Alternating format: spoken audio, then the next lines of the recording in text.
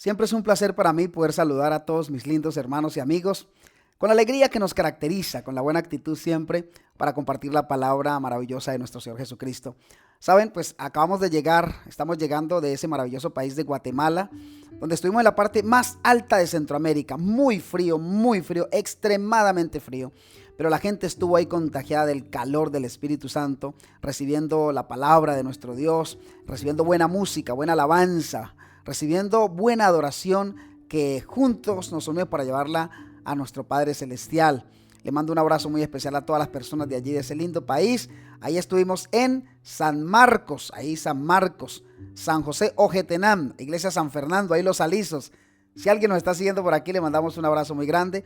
Estoy bastante afectado por el clima, el frío me afectó mucho, pero aquí estamos compartiendo la palabra de nuestro Dios.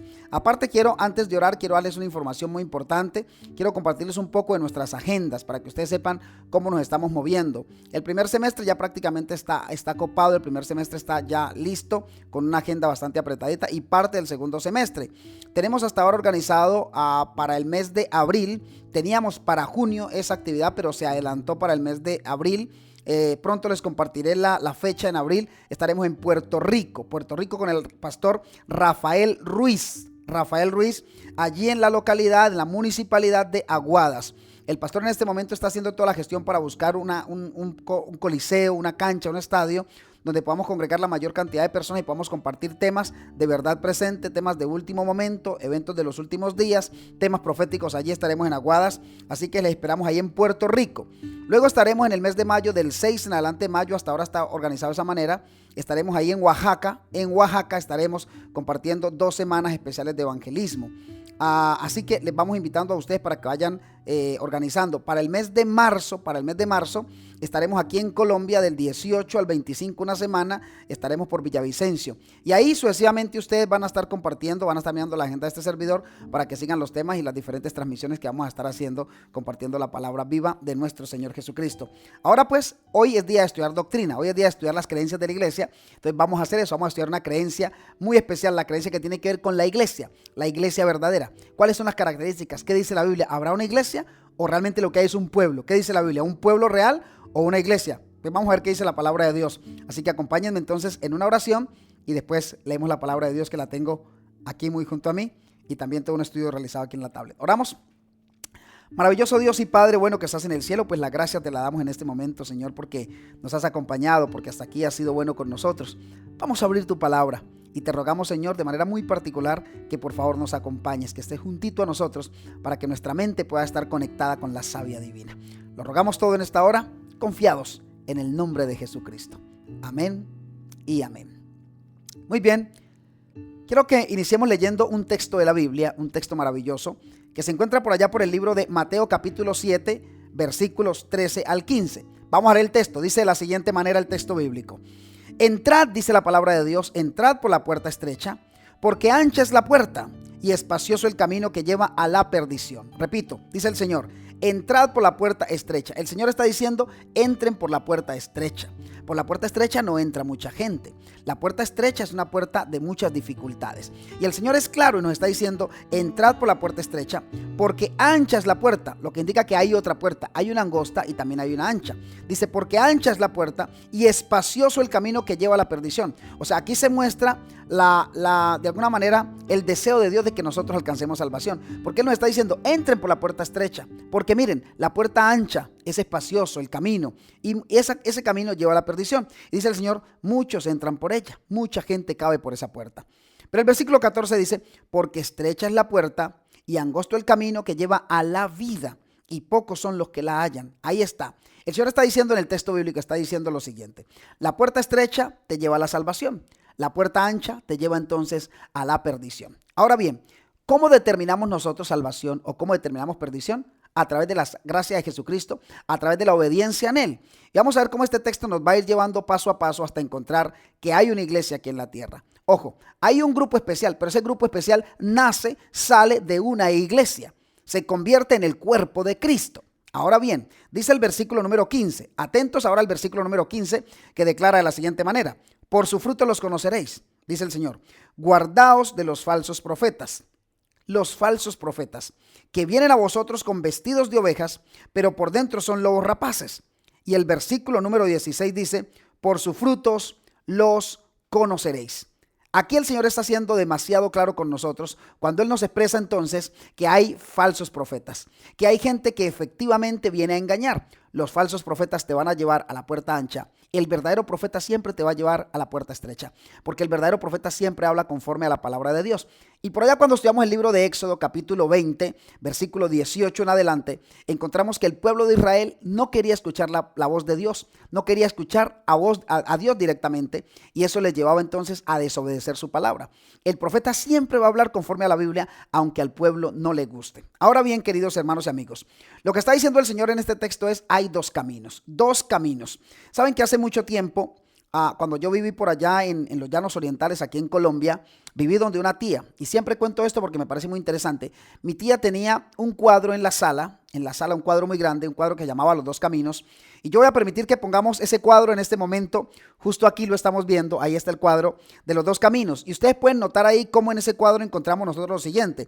Encontramos el camino ancho, mírenlo a ustedes, ahí está el camino ancho, es muy espacioso, la gente muy bien presentada, la gente muy bien vestida, la gente está muy elegante, la gente está tranquila, está feliz, la gente se casa, se da en casamiento, la gente come, la gente viaja, la gente está creciendo en sus carreras académicas, la gente está, las casas que vemos ahí son casas lujosas, bienes materiales, se ven carros, ¿sí notan? Lo que indica que es un camino de mucha tranquilidad, un camino de mucha comodidad, está ahí ese camino. Pero luego encuentran ustedes también, que lo siguen viendo en pantalla, ustedes encuentran ahí que ahora está el camino angosto, pero el camino angosto encuentra uno algunas cosas interesantes. El punto de partida de esos dos caminos, el punto de partida es la ley de Dios, y ustedes la están viendo justo aquí en la parte de abajo, la ley del Señor.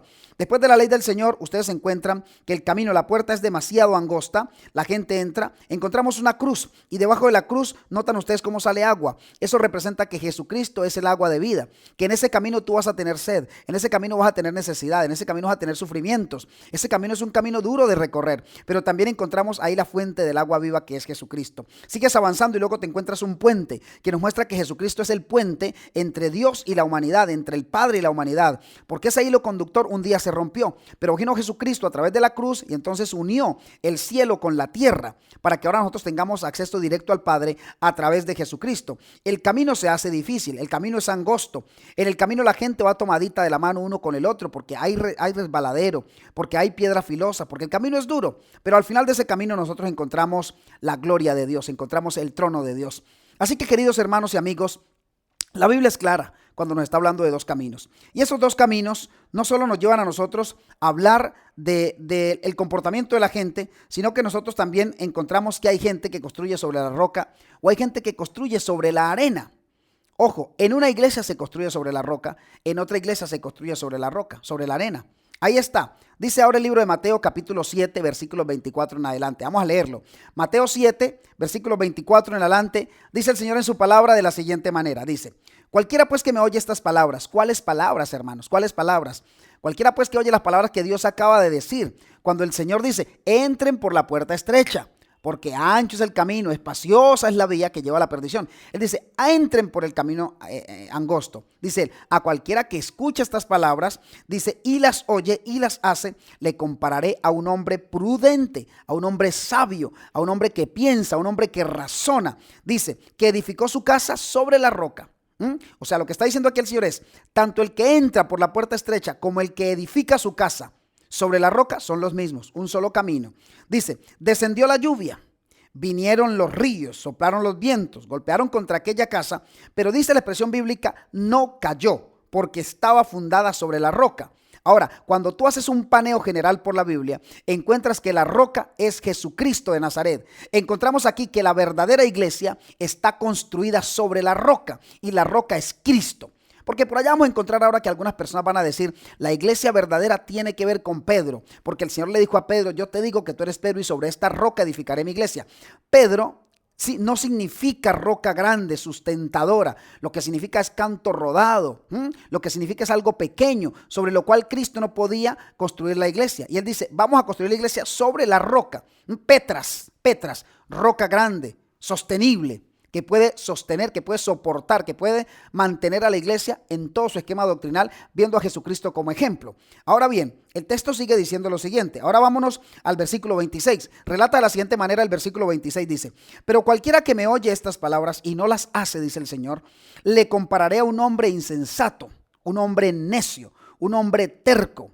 Decía mi papá hace mucho tiempo cuando nos enseñaba cosas de la vida, y cuando uno no quería actuar como él le estaba enseñando, decía: usted es más terco que una mula, decía, una mula. Y decía, y a veces decía más terco que una mula en bajada, porque no les gusta bajar a los animales. A las mulas no les gusta, cuando hay descensos no les gusta y se frenan y no bajan. Decía, usted es más necio que una mula.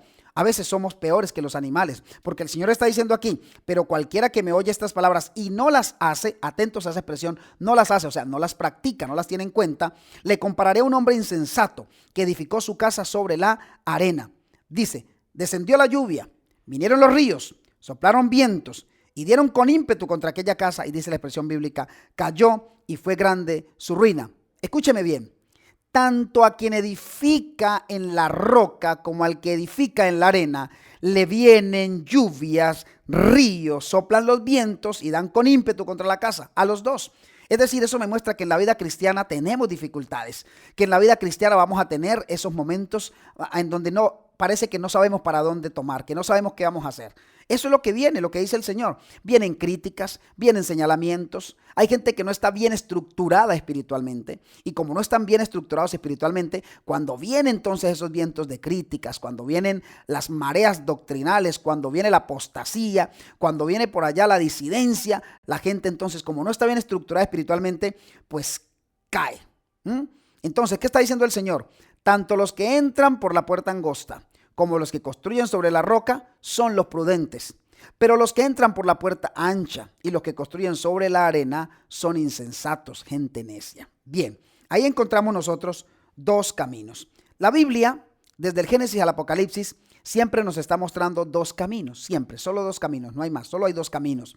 Por lo tanto, al final de la historia también nos quedaremos solo con dos iglesias, no habrá más. Hoy en el mundo hay 5,000, casi 6,000 denominaciones religiosas.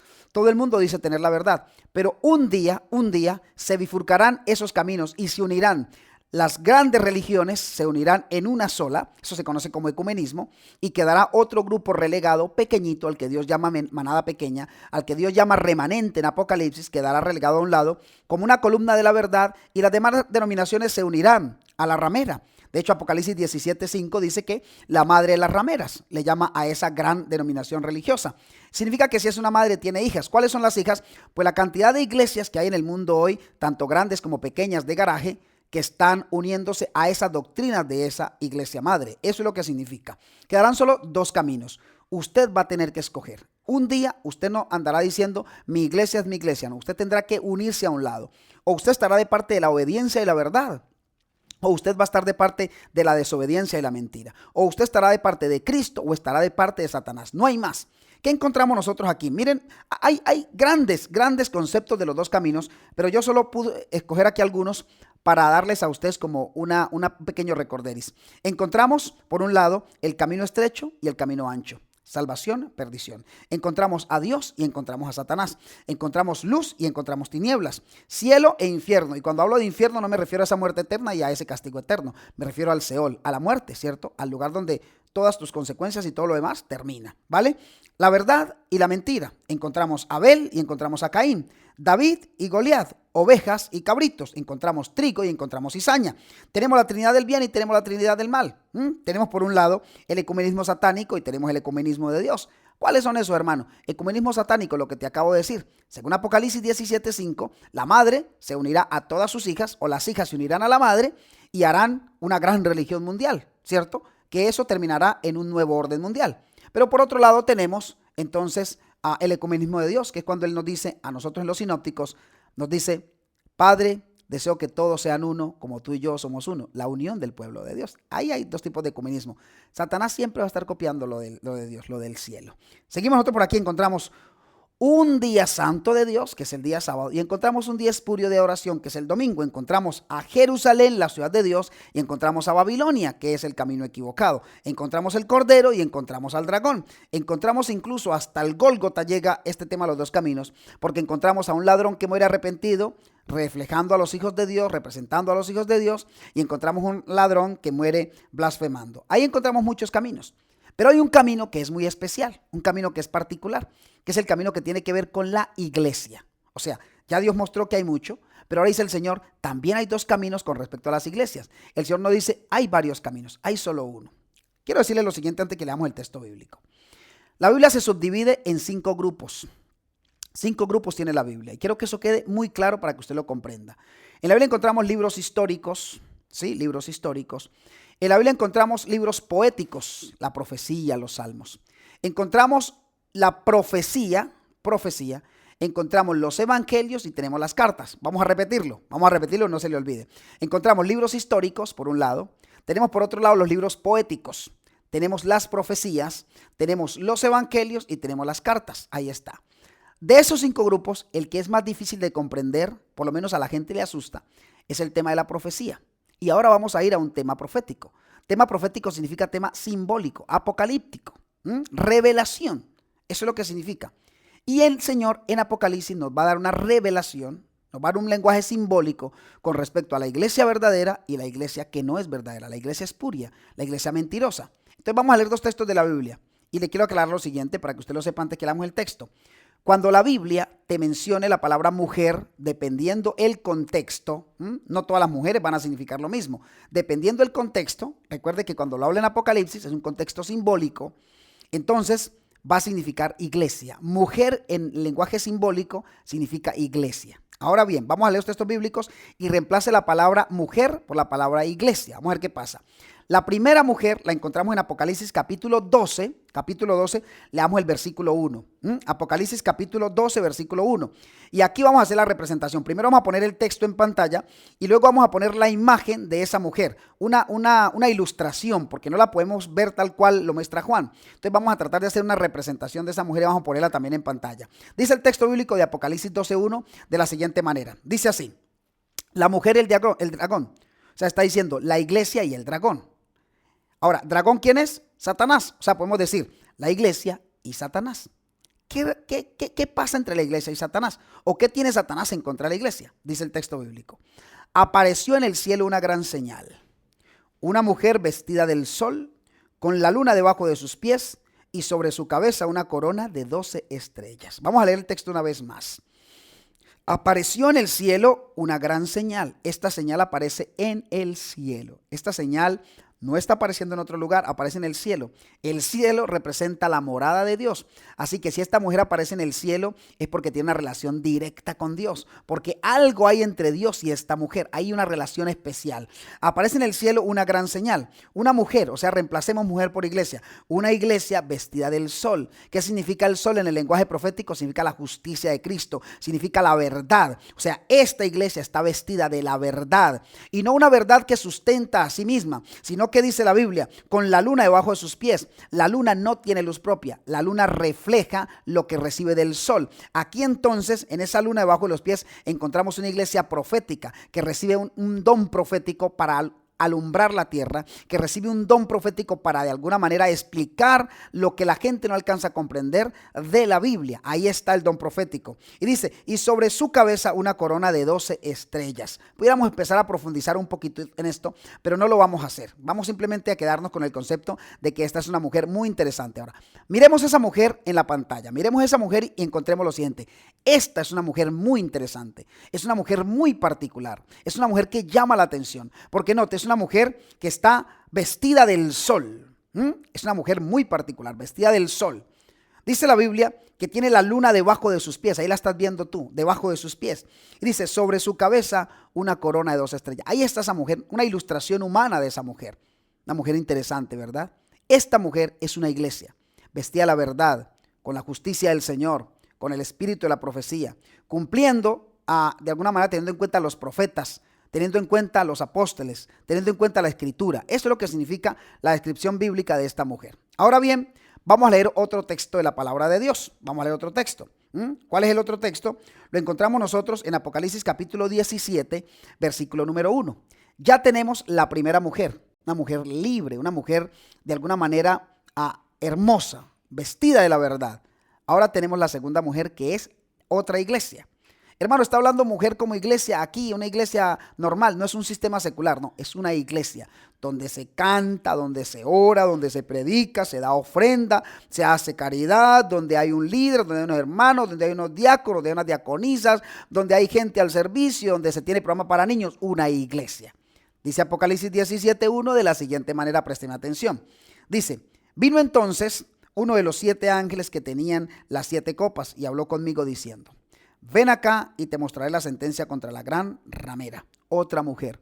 Pero esta mujer es ahora una ramera. Esta mujer se presenta como algo indigno. ¿Qué es una ramera? Una mujer que vende su cuerpo por favores sexuales. Una mujer que vende su esencia, vende su tranquilidad, vende su paz por unas monedas. Eso es lo que hace esta iglesia. Una iglesia que va tergiversando la verdad. Un lugar donde se conoce la verdad, pero entonces prefiere decirse que es una verdad relativa, que es una verdad cambiada. Eso es lo que hace esta mujer de Apocalipsis 17. Dice, la que está sentada sobre muchas aguas. ¿Qué significa que esta mujer está sentada sobre muchas aguas? Pues que está manipulando, de alguna manera, está manipulando a las grandes masas. Es otra denominación religiosa, que al final tendrá que usted elegir en cuál de las dos mujeres usted desea reunirse. O en la mujer vestida del sol, con la luna debajo de sus pies y en su cabeza una corona de 2 estrellas, o esta gran ramera que está sentada sobre muchas aguas. Ahora quiero ponerle más o menos una representación de esa mujer, porque también la Biblia la presenta como una mujer sentada sobre un dragón escarlata. Es decir, ahora que estamos viendo, ahora que vamos a ver ahí, justo ahí está el dragón escarlata, significa que esa mujer está siendo dominada o está siendo conducida por Satanás, porque el dragón es Satanás. Entonces lo que está diciendo, esta mujer está siendo conducida por Satanás. Satanás la maneja como una marioneta. Satanás la lleva hacia donde él quiere. El dragón en la Biblia es Satanás. Dice que la mujer está sentada sobre Satanás. Va donde Satanás va. Hace lo que Satanás desea, porque Satanás es el conductor. Satanás es el carro sobre el cual se mueve esta iglesia. Así que tenemos ahí nosotros una representación. Una mujer fiel, leal, que hace lo que Dios dice, una iglesia. Y tenemos otra iglesia que simplemente manipula a las masas, cambia las doctrinas, cambia la palabra de Dios. Pero usted dirá, bueno, hermano, y usted ahí me está hablando de 2 iglesias, pero ¿y la mía? ¿Dónde está la iglesia mía? Pues dice el libro de Apocalipsis capítulo 17, versículo 5, que voy a leerle ese texto en este momento. Apocalipsis capítulo 17, versículo 5, dice de la siguiente manera. Présteme mucha atención para que leamos este texto. Apocalipsis 17, 5, dice de la siguiente manera. En su frente tenía un nombre escrito, un misterio. Babilonia la grande, la madre de las rameras de las abominaciones de la tierra. La madre de las rameras, lo que indica que si es madre tiene unas hijas. ¿Esas hijas cuáles son? Las iglesias que también están teniendo su ADN.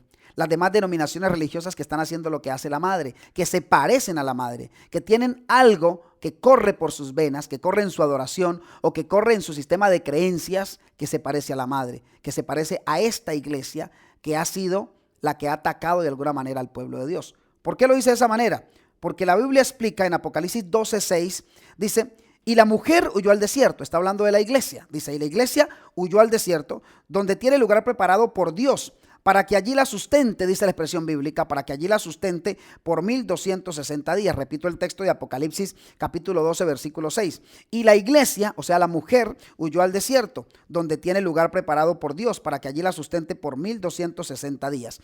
Esto es un lenguaje profético, es un lenguaje simbólico. Esto ya sucedió. ¿Cuándo sucedió esto? En el año 538 al 1798, esa iglesia que está siendo conducida por Satanás persiguió a la iglesia de Dios, a la iglesia fiel, a la iglesia vestida del sol, con la luna debajo de sus pies, con la corona de 2 estrellas. El dragón escarlata la persiguió, pero quien ejecutaba todo no era el dragón, sino que lo ejecutaba a través del poder civil y lo ejecutaba a través del poder religioso del momento. ¿Qué pasó? Ahí se bifurcaron esas 2 iglesias.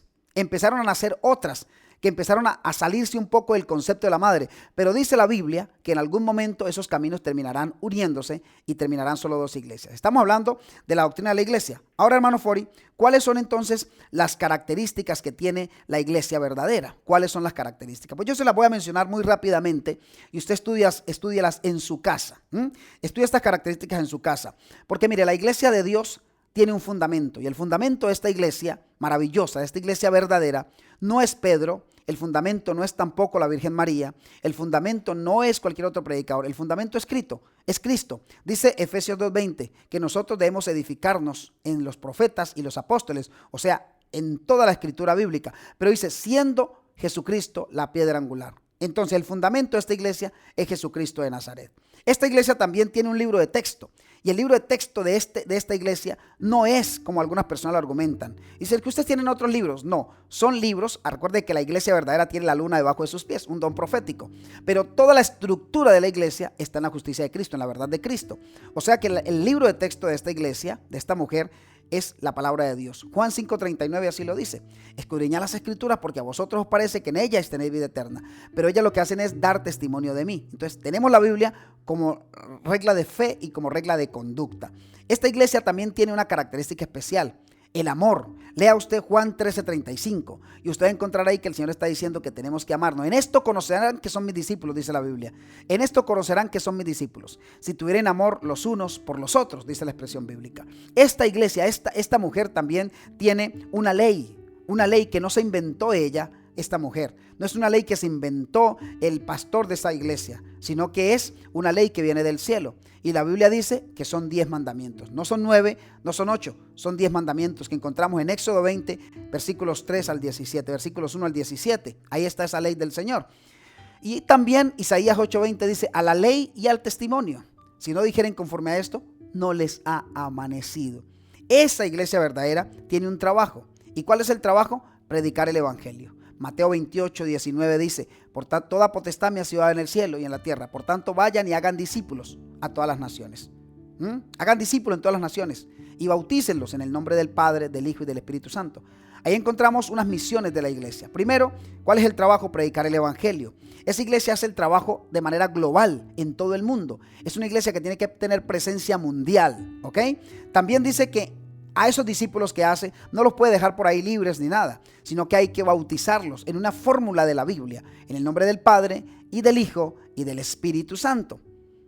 A todas las naciones hace discípulos, los bautiza en el nombre del Padre, del Hijo y del Espíritu Santo. Esa iglesia no es una iglesia grande, es una iglesia pequeña, pero repito, tiene presencia mundial. El libro de Lucas, capítulo 12, versículo 32, dice: no temáis, manada pequeña, porque a vuestro Padre os ha placido daros el cielo. Es una manada pequeñita, pero que esa manada pequeña alcanza para pregonar la verdad de la Biblia en todo el mundo. Satanás odia a esa mujer. Recuerden eso. El dragón se llenó de ira contra la mujer, contra la iglesia, y se fue a hacer guerra contra el resto de la descendencia de ella, contra los que guardan los mandamientos de Dios y tienen el testimonio de Jesucristo. Satanás la odia y la ataca. Eso lo encontramos en Apocalipsis 12:17. Y esta iglesia tiene un regalo especial: la luna debajo de sus pies. Esta iglesia tiene el don profético. Dice Juan: yo me postré a sus pies para adorarlo, dice Apocalipsis 19:10. Pero él me dijo: mira, no lo hagas, pues yo soy consiervo tuyo y de tus hermanos que retienen el testimonio de Jesucristo. Adora a Dios, porque el espíritu de la profecía, porque el testimonio de Jesús es el espíritu de la profecía. Así que esta iglesia recibe de alguna manera un don especial, y es el don profético. La iglesia no la sustenta un ser humano. La iglesia la soporta Jesucristo. Esta iglesia de la cual habla el Señor en su palabra es una iglesia verdadera. Es una iglesia, el Señor la llama un redil verdadero. Dice el Señor: tengo otras ovejas que no son de este redil. O sea, hay ovejas en otros rediles que se están alimentando, que les están dando alguito, les dan una agüita por ahí, que les dan algún tipo de pasto, pero no es el pasto verde de Jehová. No es el pasto maravilloso de Jehová, no es la comida que viene del cielo. Y él dice: tengo otras ovejas que no son de este redil, me conviene también traerlas. Hay un redil verdadero. Un día dice: habrá un redil y habrá un pastor.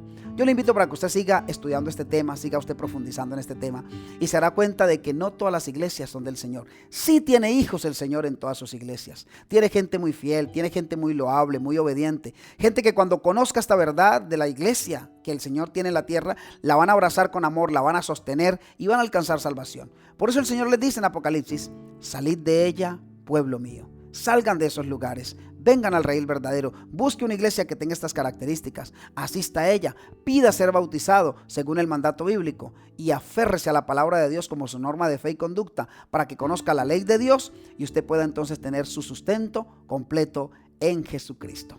Pues hemos llegado al final de este estudio, de esta creencia de la Iglesia Adventista, Y le invitamos para que usted entonces se suscriba, pero sobre todo oremos juntos y oremos a nuestro Dios. ¿Oramos? Señor nuestro Dios y Padre maravilloso que estás en el cielo, toda la gloria y toda la alabanza te la damos a ti porque solo tú lo mereces, amado Dios. Gracias por este momento de estudio de la palabra de Dios, donde hemos descubierto que Dios tiene una iglesia en esta tierra y que esa iglesia es fiel, es leal, vestida de la verdad, la justicia. Una iglesia que hace lo que la Biblia ordena porque tiene una lámpara, tiene una luz que le alumbra. Gracias, Señor. Bendice cada persona que se ha conectado. Lo rogamos en el nombre maravilloso de Jesús. Amén y amén. Dios les bendiga, amados y amadas del Señor. Gracias por estar con nosotros aquí. Ha sido un placer para mí acompañarles. Ha sido un placer estar con ustedes. Y les invitamos para que no se pierdan ninguno de nuestros videos. Aquí estamos avanzando por la gracia de nuestro Jesucristo. Y les invitamos para que se suscriban al canal, comenten, compartan. Dejen ahí un detallito, ahí una palabra que nos pueda animar a continuar en este ministerio que estamos haciendo con mucho cariño. Yo soy Fabio Fori y este es su ministerio de Evangelismo Adventista del Séptimo Día.